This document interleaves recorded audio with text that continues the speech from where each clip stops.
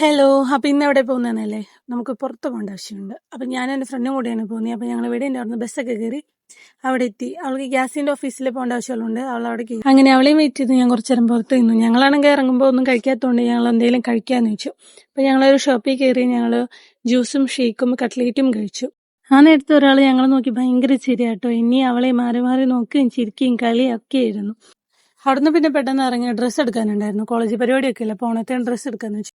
അങ്ങനെ ഒരു ഷോപ്പിൽ കയറി. അവിടെയാണെങ്കിലോ നല്ല തിരക്ക്, നോക്കിയിട്ടാണെങ്കിൽ ഞങ്ങൾക്കൊന്നും ഇഷ്ടമായതില്ല. അപ്പം ഞങ്ങൾ വേറെ ഷോപ്പിൽ പോയി. അവിടെ നോക്കിയപ്പോൾ ഒരെണ്ണം സെലക്ട് ചെയ്തെടുത്തു. ഡ്രസ്സ് എടുക്കാൻ നിന്നുകൊണ്ട് തന്നെ കുറേ നേരം പോയി. അപ്പോൾ പിന്നെ ഞങ്ങൾക്ക് വിശന്ന് തുടങ്ങി. എന്നാൽ പിന്നെ മന്തി കഴിക്കാന്ന് വെച്ചാൽ ഞങ്ങൾ ഹുബാബി വന്നു.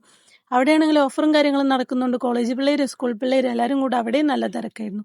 അങ്ങനെ കാത്തിരിപ്പിനൊടുവിൽ സാധനം ഇവിടെ എത്തി. അങ്ങനെ ഫുഡും കാര്യങ്ങളൊക്കെ കഴിച്ച് റോട്ടിലേക്ക് ഇറങ്ങിയപ്പോൾ അവിടെ ഒരു ബ്ലോക്ക്.